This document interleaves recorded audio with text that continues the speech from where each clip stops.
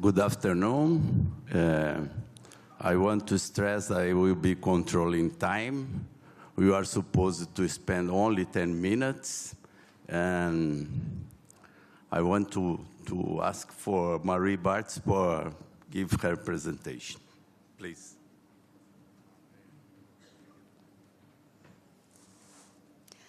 Marie Bartz is a biologist and PhD in agronomy. She works with soil biology, especially with earthworms in natural and no-tillage system. And she works at Universidad Positivo in Brazil and is a member of the board Brazilian No-Till Federation. Good afternoon. Thank you. So I will present to you, it's a part also from the work that Ms. Nunes presented this afternoon. We do the sampling all together in the same sites. And it's a huge group that work in that. So we have the Federal University of Paraná, the State University of Londrina, Itaipu Nacional, the Brazilian No-Till Federation, my university, and some other institutions that helps in this work. Okay. Thank you. I will not go so much in depth about the no-till principles. I think everybody knows about that, the three principles, the main objectives that we need to follow to have a system with quality. But that's just to show, because in Brazil we don't anymore discuss if you do no-tillage or conventional tillage. In fact, our main problem in Brazil is the quality of this no-tillage system. So the problem is that in Brazil, the farmers are not doing these three principles. And then, in this way, the Brazilian No-Till Federation, together with the Itaipu Binacional, we have this work to trying to improve the system. And one of the things that we work since 2009, but have some work before with the IAPAR, the Paraná Agronomic Institute Research, that we developed this index that Ms. Nunes also tell a little bit earlier today. That's the Participatory Quality Index of no-tillage. This index is based in a questionnaire that the farmers answer, about 25 questions. And from these questions, we have these 8 indicators that give a kind of value. And after all this calculation, we have this classification. So we have farmers that can have a very good classification, good, regular, or bad, depending of how is the calculation and what he answered based in this questionnaire. So the other part is that it's a questionnaire. So we needed some scientific measures to try to balance and to validate what this questionnaire is giving us as answer. So if the farmer has a good grade, if he have a very good no-tillage, we must see this in the field. So we have improvement in soil biology, in chemical and physical properties. And so this work have the aim to try to validate the scientific measures with this questionnaire. And mainly, this presentation is about earthworms. So in Brazil, the earthworms are the symbol of no-tillage, because with the time that the farmers have adopted, there was one of the organisms that really appear in the sites. And they have really an important role in the soil. They are called as ecosystem engineers, do the work that they do, the galleries, the casts that they produce that are very important for the physical attributes of soil. They have also then an important role in the organic matter decomposition, nutrient cycle, soil formation, aggregation, and biological control. So they are also very used as bioindicators of soil quality. And so I'm trying in this work to do this link also using the earthworms. So as I said before, that the aim of this study is to validate this index using soil quality evaluation, relating so this index, IQP, with the soil chemical, physical, and biological attributes, and also the historical from the sites, what we know, what these farmers did before in those sites. As well, trying to use the earthworms as indicators of soil quality in no-tillage sites. So we sampled 40 no-till sites in the west region of Paraná state. So we have Brazil with Paraná state here and the Paraguayan site, and that's the Bacia do Paraná 3, and these are the 6 watersheds that we do the samplings. There were a total of 40 sites, and they were divided. We have already this IQP applied in 2015, and from these 40 sites we have 3. We had 3 with a very good grade, 24 as good, 11 regular, and 2 with a bad no-tillage, according this index. The samplings for soil quality, so we do a earthworm population sampling, is a method adapted from TSPF, the Tropical Soil Biology and Fertility Method. It's quite used outside, and it's our reference. And we did a transect in each site with sample points 30 meters apart, 5 points per site. This is also a method that we're trying to adapt that farmers can, I hope, in a short time, use also to measure and see how is the quality of earthworm population in their properties. So we select the point, we get a monolith from 20 to 20 centimeters square, and the soil we put to a hand screening in the field, and then we do the fixation usually in alcohol 20 and 96%. And from this sampling we have abundance that can be an average number of earthworms or the number of individual per square meter. And also the biomass, grams per square meter. And another point that we begun now to look is the species richness, so the number of species richness in these properties. In the same 5 points, we get soil samples for what we call in Brazil the main routine fertility analysis, that we look for these elements, organic matter, potassium, phosphorus, magnesium, calcium, and pH. And also some physical analysis, root resistance, penetration, soil density, texture, porosity, using a volumetric ring. So those were the field analysis that we do, sampling. And so we get also then the indicators from all this IQP that had already applied, and all these historical elements from those sites. So size of the sites, age of no-tillage, number of water overflowing in counterlines, presence of erosion, time of exposure, soil management, because in the region it's very common the farming's doing chisel plowing or subsoiling, number of months without a cover or cover crops, presence of grazing animals, kind of fertilization, the farmer, if the farmers see earthworms in the field, number of different planted crops, and if the system presents crop rotation or crop succession. So we get all this data, put them all together, and usually not.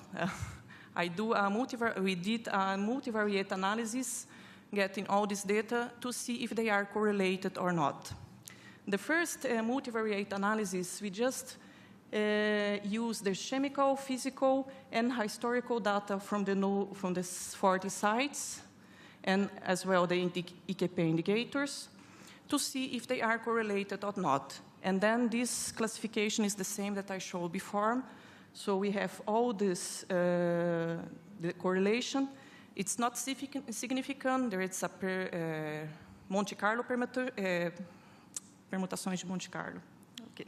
That's a statistic analysis that say if it's a significant correlation or not. And unfortunately, for those data, this correlation is not significant. But even you can see that for the good properties, the regular and the bad, they are all separated. They are not grouped.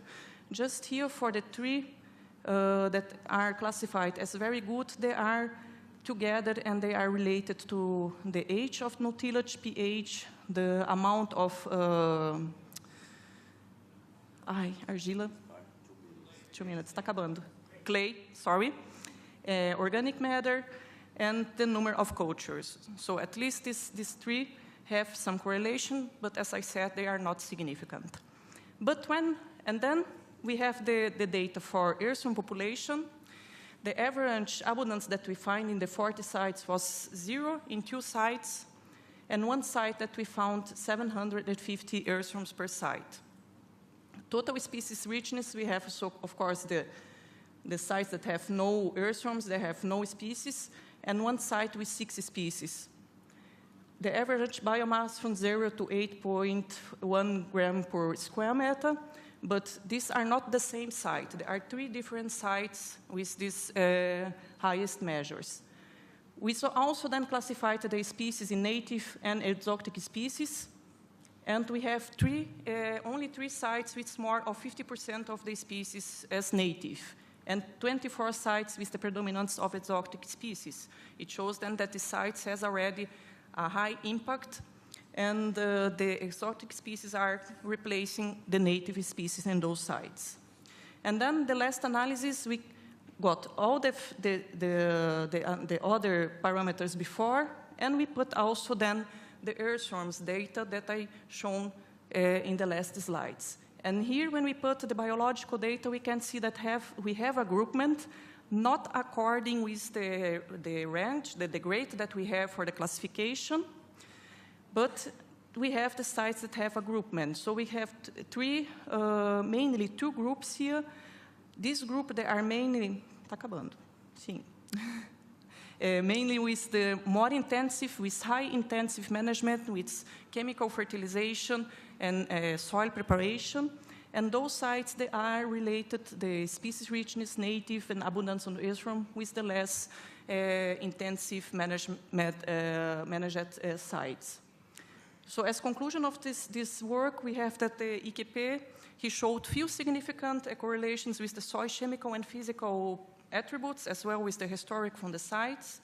The multivariate analysis showed us that the biological attributes, together with the other evaluate attributes, it's good to highlight because it's not only the earthworm, but it's the main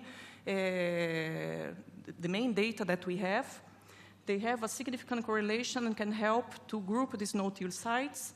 And also with these results, we saw that they indicate that we need to review some of this weight of the indicators in the calculation of this index.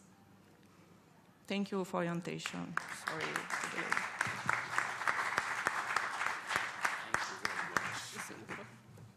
Thank you very much, Ms. Bartz. You spent only 11 minutes. Congratulations. With no more delay, I will ask for Mr. Enamul Haque. Please, Enamul, thank you.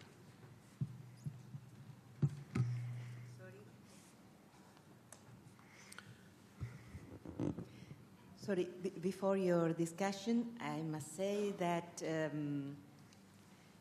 he is from Murdoch University, Australia. Very good afternoon, and I hope my moderator will consider this time already is left. So thank you very much, and thank you the organizer to give us the opportunity to give the presentation. Title is Versatile Multi-Crop Planter for Smallholders Agriculture in Asia and Africa. Myself and another presenter is Professor Richard Bill. I'd like to introduce him from the same university.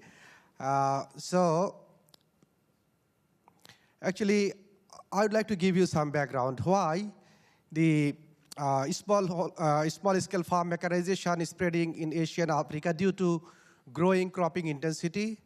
I can give you an example. In Bangladesh, we have about 200% of cropping intensity, and the non-availability of agricultural labor is the other reason. And the large number of tool tractors is operating in Asia, and now it's increasing in Africa too. And then the adoption of implementation of four-wheel tractor are challenging due to our land size is very small. It could be 1/4 of this room. So many cases, it could be 1/4 of this room. And the low income is the another reason.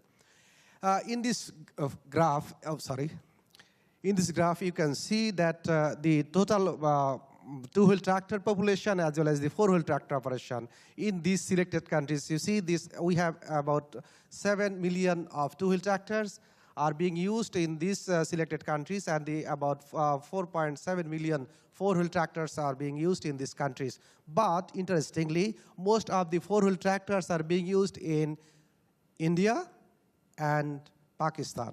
And the rest of these countries, they are basically depends on the two-wheel tractor.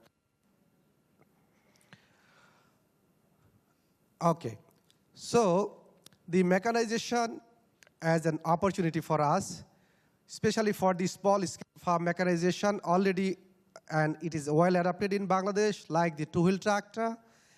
It can save labor, save time, lower cost of production, reduce turnaround time, and yield band 10 are increased, actually. And we have various type of small scale farm machinery that are being used in Bangladesh.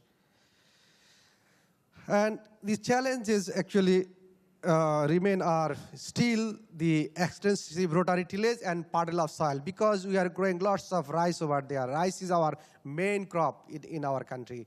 So once we grow rice, we puddle the soil and we transplant the rice over there. So the high cropping intensity with many crop species and the year-round business opportunity for LSP, that is local service provider, and design criteria for the planter, that is low purchase price, sufficient earning capacity, flexible to set for different type of row, different type of crops, and it needs to be fixed field to field. So that these are the main challenges developing the two-wheel tractors related, two-wheel tractors planter for CA. And then also that should be lightweight, and that should be durable as well, and it should be also having the multifunctional facilities. So we developed the two-wheel tractor operated versatile multi-crop planter, having the functional parts like mostly the rotary part. We have redesigned the rotary part of two-wheel tractor, and it has vertical type disc for various type of crop, starting from very small or tiny seeds like jute or mustard, and it goes up to maize. And then also we redesigned the furrow opener. It has the facilities to put seed and fertilizer separately. And it has depth controller, like here. It has depth controller, and it has also driving seat. So the power requirement of this versatile multi-crop planter is about 8.9 to 11 to 9 kilowatt. And type of either Dongfeng or Saifeng type two-wheel tractor can be used to attach for this versatile multi-crop planter. And it has the capacity for various type of crop establishment process, like making strip and planting the crops in the strip, or it can be used for zero tillage, it can be used for bed formation, or it can be used for conventional tillage and planting in the row. Then it can be planted up to 4 rows. As this morning, Dr. Abdul Motin said, our target to make a planter that can be cost around $500 US.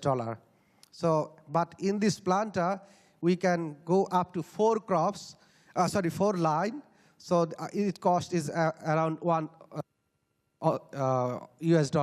And net weight is 122 kilo to 125 kilo. I told earlier that many crops can be established by this planter. Okay, this is the area where actually the versatile multi-crop planter is being tested in the several parts of our country. And in these following slides, I will give you some example, but the further detail, you can read these 2 documents also. Quite lots of information is available in these 2 proceedings. So you can also download these proceedings, and you can see this detail of this BMP.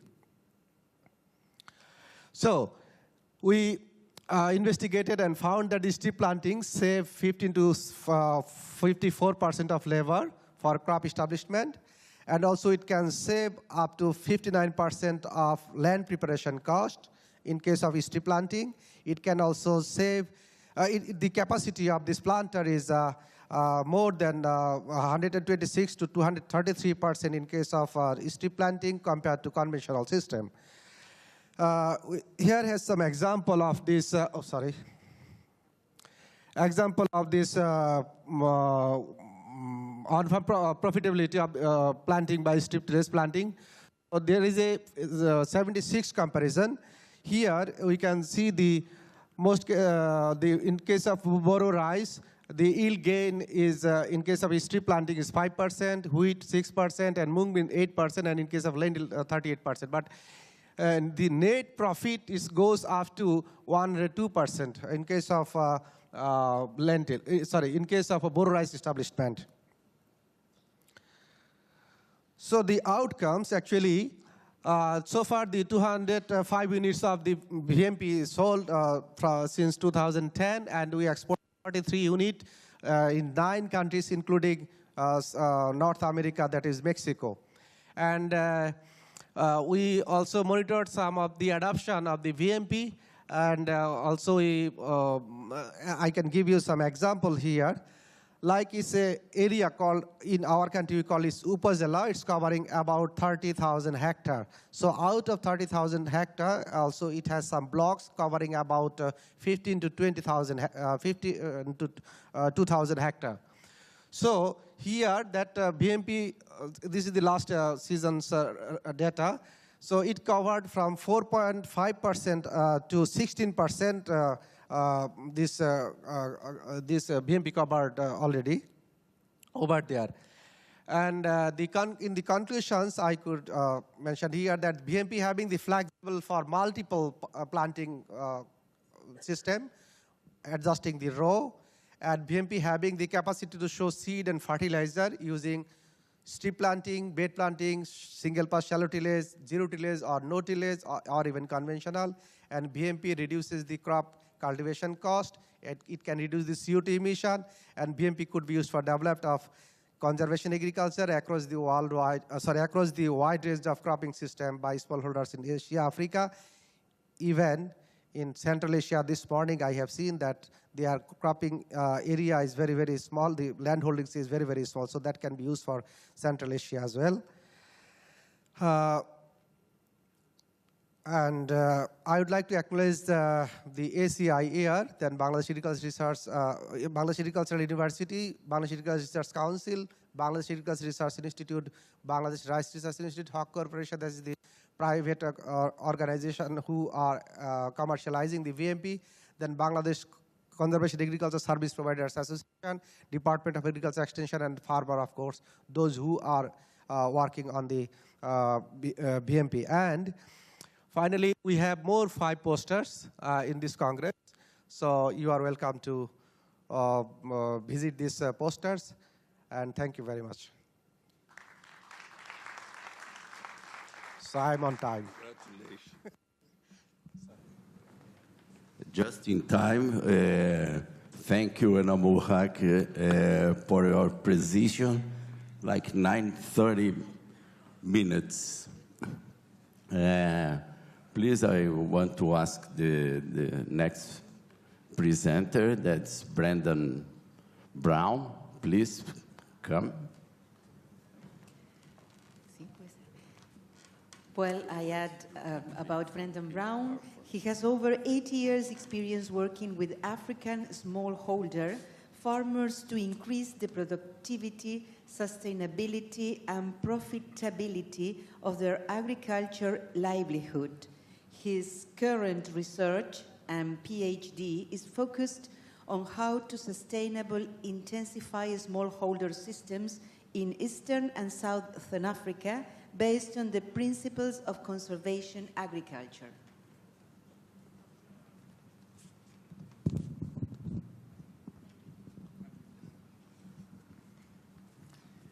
Okay, hi everybody.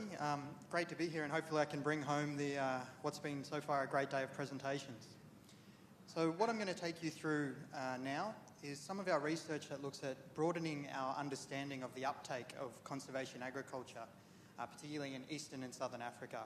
And the analysis comes from large baseline data sets collected by CIMMIT with the SIMLESA program. So a big thanks to CIMMIT for making that data available on their online repository. So just as a baseline for our discussion, what we're first going to do is look at a binary, a classification of adoption. And that is to say that we classify a farmer either as an adopter if they do some form of CA, or if they don't, then we'll say they're a non-adopter. And this is a fairly standard sort of classification that's used, although we do get a bit of ambiguity sometimes about where the line actually is between adopter and non-adopter. But if we were to apply that, what we'd actually get would be quite substantial adoption of CA, particularly 4 countries there getting above 89%. But as we've heard from the ACT yesterday, and as we know, this isn't quite the case in Africa. So what we wanted to do was develop a bit more of a nuanced understanding of the uptake of CA. And we wanted to frame the uptake not as a binary outcome, but more as a process of utilisation. And specifically what we wanted to do was to ask three questions there. So the first one is, how intensively are farmers using CA? The second one is, what stages of use and non-use are occurring? And the third there is, what forms of CA are being implemented? So the first aspect there was the intensity of CA use. So what we did was we've proposed this framework called the Conservation Agriculture Appraisal Framework, or the CAF. So basically what we've done is we've taken the 3 components of CA and we've set a full use threshold.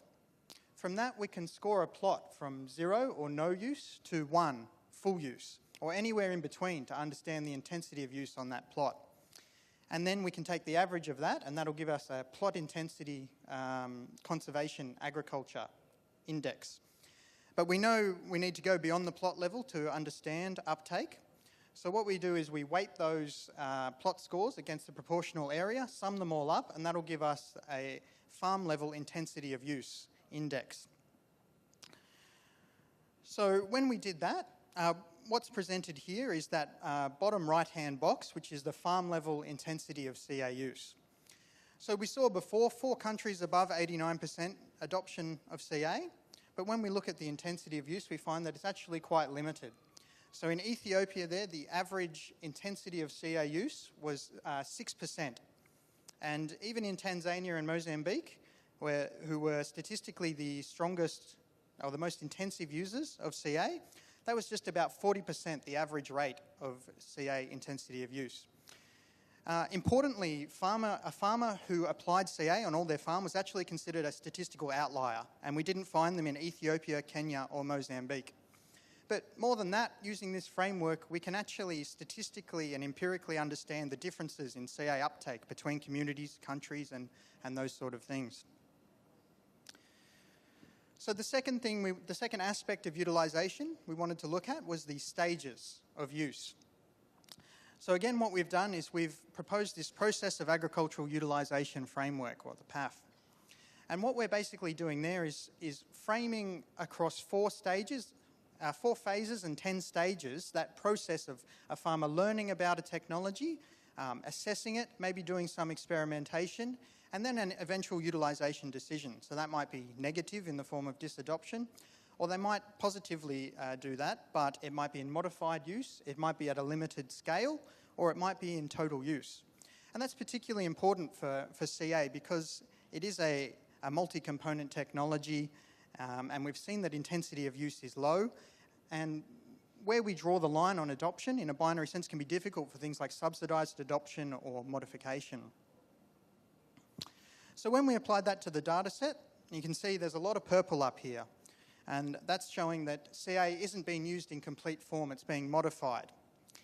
A few other things, we don't see a lot of green up there, which is the semi-spatial use and the total use. But also there's some red, which is negative evaluation. So farmers are saying, no, it's not for me. And in places like Ethiopia and to a lesser extent Tanzania, farmers aren't actually getting information yet. So the third aspect we wanted to look at, we've seen that intensity of use is quite low, and we've seen that modified use dominates. So that then begs the question, well, what CA is actually being applied on farms? So what we wanted to do was to clearly frame CA, and I'm sure we've seen the diagram before, but what we're going to do is apply that data set to try and understand the types of CA that are occurring. So again, when we applied that to the data sets, what we found that was just 0.3% of plots would actually be considered CA under the strict definition of simultaneous application of all three principles of CA. And even if we were to loosen that out a bit and just say they do any aspect of each of the three components in that same plot, that was still just 0.8%. And importantly, despite having quite high binary adoption rates, more than 52% of plots didn't have any component of CA practiced on them. A particular one to single out here as well is the minimum tillage there, the red circle. So just 2.7% of plots in the survey had minimum tillage applied to them. And that particular result we thought deserved a bit more investigation. So what we did is we applied the stages of CA use, that PAF framework, to minimum tillage specifically, to try and understand what was going on. So what you'll notice there is a few things, but the yellow area there on the left-hand side, that's exposure. So that means that more than 50% of farmers, and up to 70% in Ethiopia, didn't actually have enough information on minimum tillage yet to assess minimum tillage. But more than that, when farmers did get information, they weren't progressing to full use. So there's not a lot of dark green or total use there. More so, the red area is negative evaluation. So they were getting information but deciding minimum tillage wasn't for them. Or the blue area just after the red, which is interest with no use. And basically what's happening there is a farmer has received sufficient information. They've said that that minimum tillage is beneficial. They would like to do it, but they haven't progressed into actually practicing. So bringing that back together, and the title of the presentation was Adoption versus Utilisation. So we said under a simple binary classification of adoption, we would get 79% of farmers using CA. But when we looked at intensity of use, we just got between 6 and 40% average intensity. When we looked at stages of use, we found less than 1% of farmers were total utilisers, that 99% modified CA when they did use it, and that more than 50% of farmers didn't have enough information yet on minimum tillage. When we looked at the types of CA use, we found less than 1% of plots practiced total CA, and 52% of plots had no CA components. So what does this mean? Well, hopefully, firstly, I've shown you that when we use binary classifications of adoption, we might lose a little bit of meaning as to what's actually going on, and we do need to go a little bit deeper than just saying it's a yes or no outcome. But more than that, I think that the systems that we have, both in monitoring and evaluation and in our extension and research systems, they also need to branch beyond the core focus on adopting CA and allowing us to look at modifications and pathways to intensify CA use. That's all I've got. I'd just like to quickly thank the sponsors of the research, particularly CIMMIT, again, for making that data available and also for providing some funding for us to go and explore with farmers why these trends were occurring. And if you're interested on that, we've got a few posters up out there. If you are interested in the frameworks, I have a few handouts. Please do come up and have a chat, and I'm really looking forward to engaging with everybody at the conference. Thanks very much.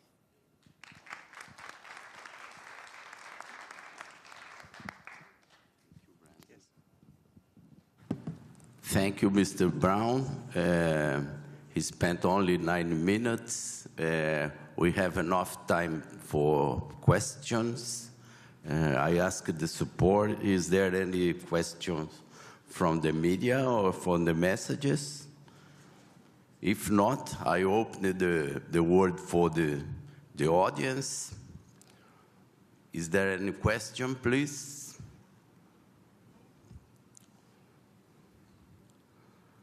Come on, yes. John Landers, please.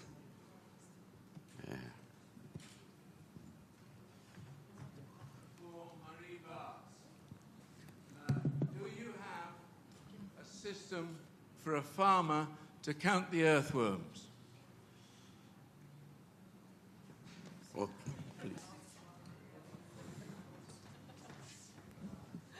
Hi, John.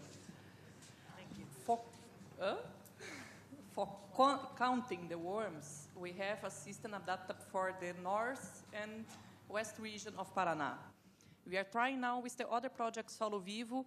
We are applying in 6 different regions in Brazil to try to widespread and adapt this counting system for other regions.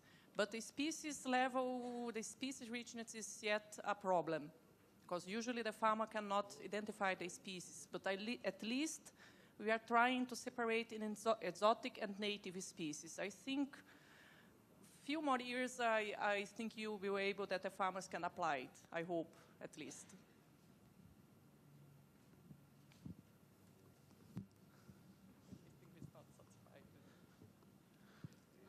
Mr. Brown, congrats for your brilliant presentation. It's quite interesting.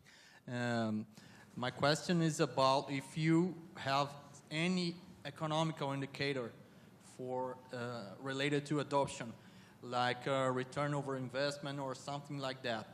Because in Brazil, we have some studies that sometimes, or quite often, it's worse to do a bad adoption than no adoption of technology. So I'd like to know if you studied something like that. Thank you. Thanks for your question. I'm probably not best placed to talk about the economics of CA, but I think part of, particularly the third framework that I put up there, it's really important to understand the types of CA that are occurring, because as you've said, particularly minimum tillage without stover retention is one that stands out as something that if you're doing minimum tillage without that, then there can be some negative outcomes.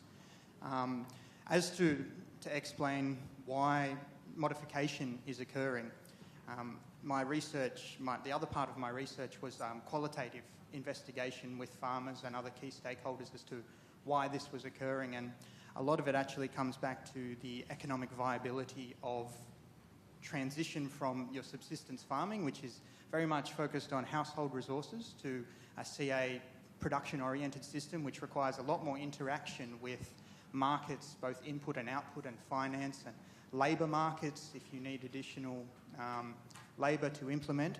And that transition was where I was finding the problem, and particularly that comes back to how we assume adoption occurs. So particularly in the African example, it's we have a 10 by 10 metre plot. Next year that's a 20 by 20 metre plot. Next year that's half a hectare. That sort of expansion, and that hasn't been working for a lot of farmers because of a lot of the institutional arrangements, like stover security, for instance. So I would say there's a heap of studies out there on the economics of smallholder CA in Africa. I think what we need to do is perhaps look more at the institutional systems that enable farmers and the assumed adoption pathways for that to occur.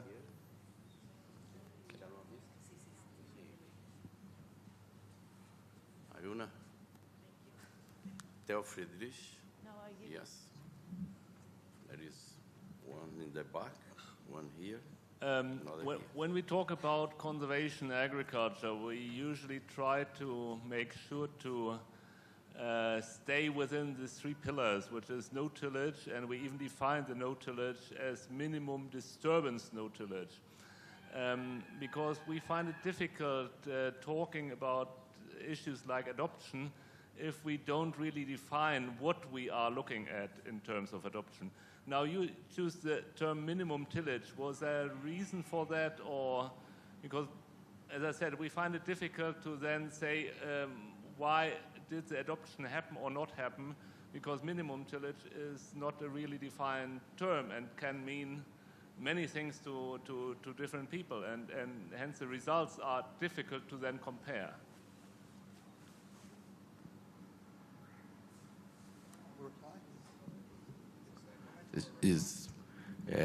If you want to comment, please. Sure. Please, bro. I definitely couldn't agree more when we have the ambiguity around what we mean with things. I've used minimum tillage in this presentation because that's what was coming from the data sets that were collected within the CIMMET program.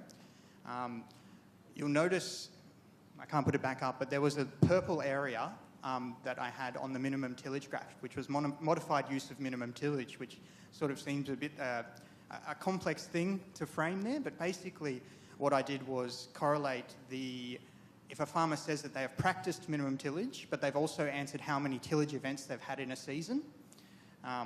So it gets a bit complex, particularly some of these surveys are very long, complex surveys that I assume must have taken hours to sit down with a farmer and discuss. But the definition that I've used up here is the farmers identified themselves as a one tillage or zero tillage farmer. Yes, thank you, moderator. My question is also to Brown, particularly on the being unaware of conservation agriculture. You said about 52% of the respondents were not aware about the technology, which raises questions on how was the sampling done? Did you sample only adopters or also people not involved in the program? The other dimension is Simlesa is promoting conservation agriculture to these communities. So when you get such low levels of adoption, what is their feedback? When you shared the results with them, what was their opinion on this finding? Thank you. Thank you, Saidi. I would love to have had 20 minutes and to presented 10 minutes of my methodology. That would have been great. So to answer your question, the yellow area was split between two categories of farmer. There was the unaware and the unfamiliar. So the unaware was farmers who identified that they didn't know about CA and that they'd had no training. The unfamiliar was, I've had some training, but I don't have enough training yet to be confident about what minimum tillage is. And on the Simlesa side, what the survey did, the results there were actually from 2011, and that was set up as a baseline for that. Minimum tillage was 2013, so Simlesa and CIMMET are doing periodic surveys, and that's what was up on the online data repository of CIMMET. That you would, because that was a baseline, you wouldn't expect the Simlesa project to yet have had an adoption or a utilisation effect on that because it was at the very beginning of their project there.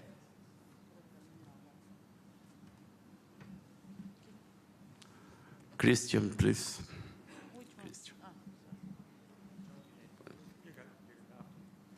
I wanted to comment on Enamul's presentation. You have worked on the VMP for many, many years now. And I think you have developed a very good and suitable machine. So what is your vision for the next 5 or 10 years? Have you done your work and can retire now, or what is your plan? Thank you. Very good question.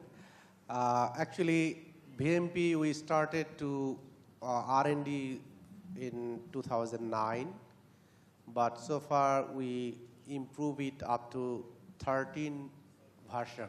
So the latest version we have, it is 13 version. So the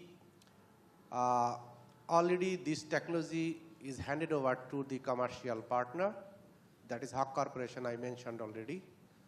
The Haque Corporation, we have given him the authority to manufacture and sell and commercialize the planter. Also, this year he has modified some of the component based on the farmer's comment. So he actually doing his own modification.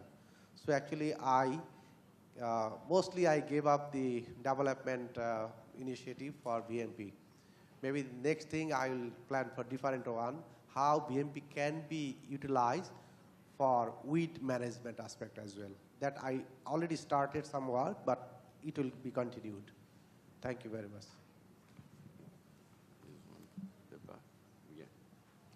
Oh, sorry. For me? Yeah, yeah. Oh, okay. Yeah, also for Enam El Haque, I also like Christian's question, calling upon some speculation from yourself, Enam, about the next, I was thinking 10 to 20 years in relation to rice. Now, rice is the dominant crop in Bangladesh, as you said, and it's coming out of a puddled, transplanted background. So how long do you think before we move to a point in Bangladesh where we have 50% of rice that is fully direct seeded, no puddling, no significant soil disturbance? Okay, actually rice is our major and main crop. So the direct seeded rice is being tried since 2003, but we faced a lot of difficulties, particularly for the weed management. Now we have the weed management options mostly by chemical control, but we have some other means to control. Since last 3 years, some of our partner organizations like Bangladesh Agricultural University, they started to promote the direct seeded rice again. Last 2 years, we did some trial to establish rice through VMP. We were successful, but the yield are not comparable than the puddle soil, puddling transplanting system. So there are some reasons we identified. So that is the fertilizer management. Actually, we use the similar management of fertilizer like the puddle and the direct seeded rice, but we are going to modify that system. Already we established some trial. So, and another technology we have developed, it's called the non-puddle rice transplanting. So this is a very simple way to make strip by VMP and put fertilizer during making the strip. The strip wide maximum 3 to 5 centimeter, and we can retain the rest amount of area untilled, and after making the strip, we put irrigation water over there. After 24 hours, the rice seedling can be transplanted either manually or by machine in this strip. So many cases we observe that the yield is almost similar, but in the short term, I mean this first season, we found this similar yield compared to conventional puddle system. But in long term, we found some better yield compared to the conventional system in case of non-puddle rice transplanting. Few thousand farmers already adopted these technologies, that is the non-puddle transplanting technologies. So we are very hopeful that the non-puddle transplanting could be go very, very rapidly, I mean within very 3 to 5 years, but still we need to learn more about the direct seeded rice. So that may be longer term vision. So the 50% area coverage by direct seeded rice, that may take a bit longer time. Thank you very much. We have 5 minutes still. There are 2 more questions. There are one, no, there. There is one there. One here from Hafiz. Bueno, sí, buenas tardes. And then a third there. Yeah, please. En la misma línea del respecto a la maquinaria. Along the same line, I'd like to ask Dr. whether, together with technical development, you've also worked to see what happens once the prototype works, to see whether smallholders may afford to buy these machines. Do you have any funding scheme? Do you have any government subsidy program? Or how do you expect smallholders to buy this prototype? Time to translate. He's asking if there is any special scheme for the access of the farmers to the seeders. Is there a policy or something, what is the scheme that permit the adoption by farmers in Bangladesh conditions? Yeah, to the seeders, specifically to the seeders to permit conservation agriculture in rice-based systems in Bangladesh. Actually, government has some project to... Hay algunos proyectos en el gobierno para ofrecer subsidios para otro tipo de máquinas, no para la sembradora múltiple versátil todavía, porque los subsidios pueden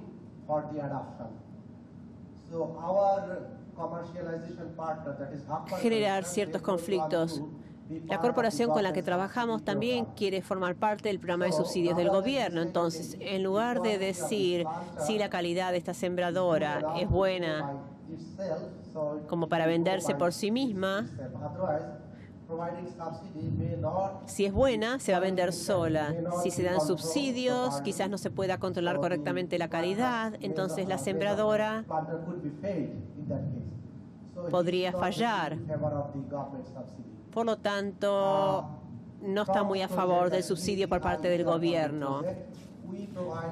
Nosotros, a través de un proyecto, brindamos apoyo. No es un subsidio, se llama apoyo inteligente. En lugar de darle un subsidio en efectivo, les damos a los productores una garantía y les decimos que tienen que probar la máquina en 4 hectáreas. Entonces, esto tiene un costo operativo, pero el proveedor de servicios recibe una garantía, recibe un retorno inicial a través de su inversión en la sembradora. Además, el productor,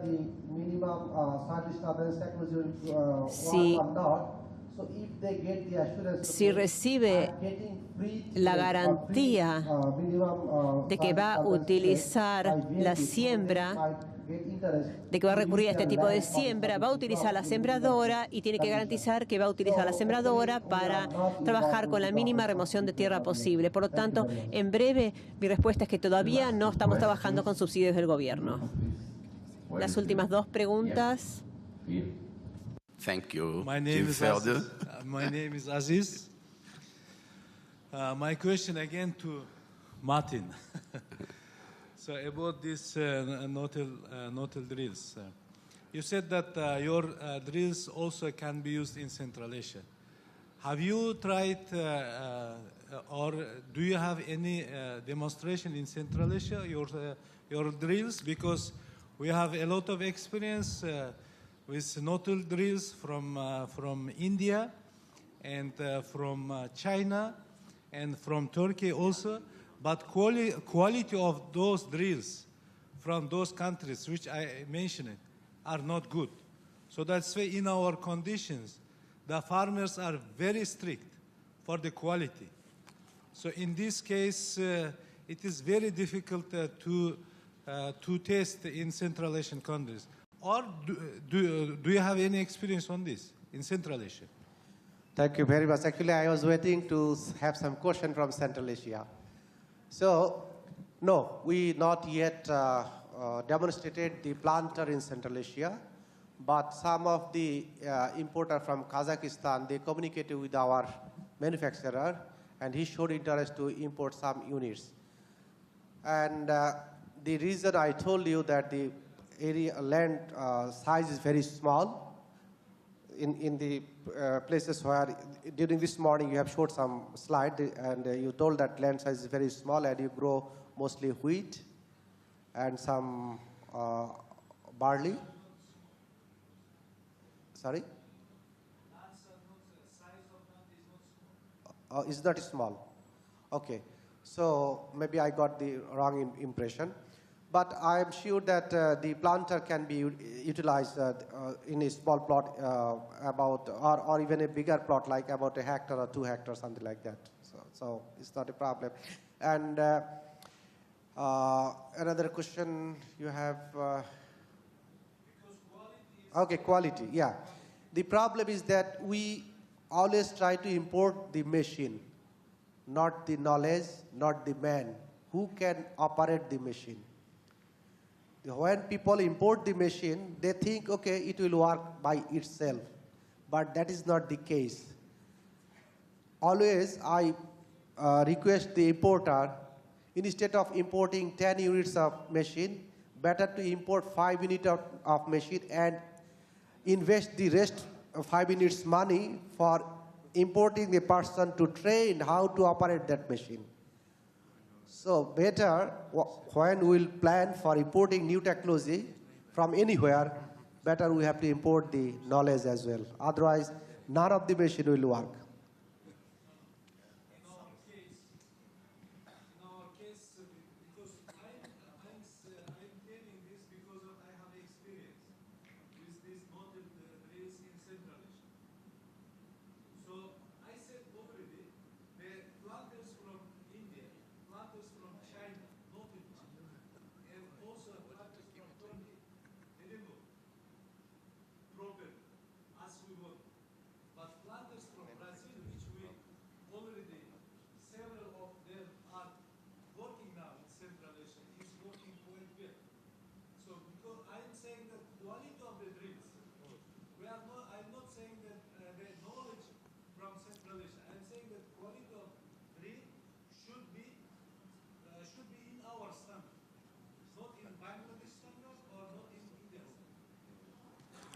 Thank you. Let's go for the last question. Please, John Landers. John Landers from the Brazilian No-Till Federation. I saw in zero tillage in India, and I want to question you about, obviously puddling is the way to destroy a soil. So when you have zero tillage for the rice, or transplanting the rice, what is the effect on the following crop? In the Gangetic Plains it was wheat, but maybe you don't have wheat. But there will be a second crop, and I suppose that will happen over time. Have you measured this? In terms of wheat or in terms of yield? Both. In terms of the yield of any crop after the non-puddled rice. Okay. In terms of yield, that is J.K. Ladha, he published a paper, and it is clearly shown that zero-till wheat after after puddled rice, that actually reduced the yield of wheat crop. That clearly showed in that paper. And in terms of weed management, we can share some experience of our PhD student just completed. So the cropping system was rice, mustard rice, and rice, mung bean rice. Sorry, rice with mung bean. So he found that after some time, and also the residue retention. There are two types of residue retention and two tillage type. One is conventional and another is strip planting. So after some time, that is after 6 crops, he found about 30% of less seed bank in the soil. So meaning that over time, practicing by the minimum soil disturbance and conservation agriculture, that reduced the weed infestation. Is it clear? Okay, I think so. Before closing these sessions, I want to communicate you that we had 2 sessions of our Congress in association with the Appraisal Congress at 3 p.m. and 4 p.m. One of CA for mitigating climate change and cover crops to give quality for CA. Were a very, very crowded sessions with more than 1,000 people. Then I consider a success of our Congress. And Like this, I want to thank the presenters and the audience, and I close this session. Thank you.